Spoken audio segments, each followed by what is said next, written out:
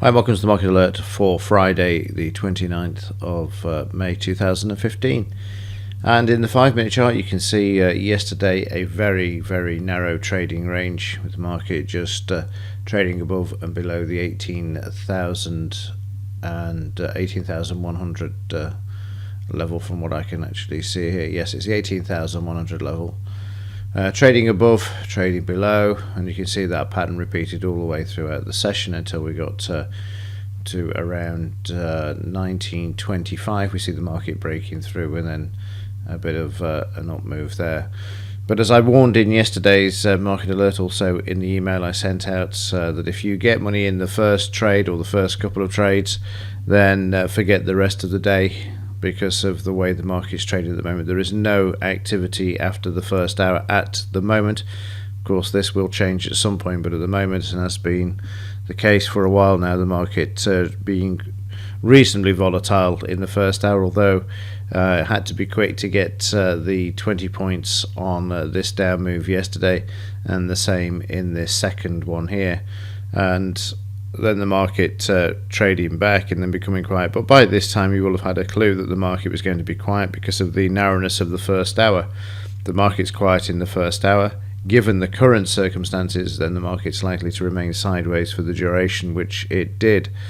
If there is a major economic news item out later on in the session, then you can expect a bit more activity. But if there is no more economic news, then the market will be sideways. And of course, we have the G7 meeting on at the moment, and this concludes today, but it's still on for the first part of the trading session today. In the daily charts, you've got the market sideways. You can see this here, the market being pulled back up yesterday to try and keep this market on the highs. And today we have the release of the prelim GDP figures, which are going to be out at 1:30, but they're forecast at minus 0.8, whereas the previous was 0.2. Prior to that, they were 2%. So you can see that the US economy is failing, and this, of course, is going to, or should do, impact on the stock market with prices moving lower. But at the moment, they're doing their damnedest to hold them on the highs, which we have seen for the last several months, certainly.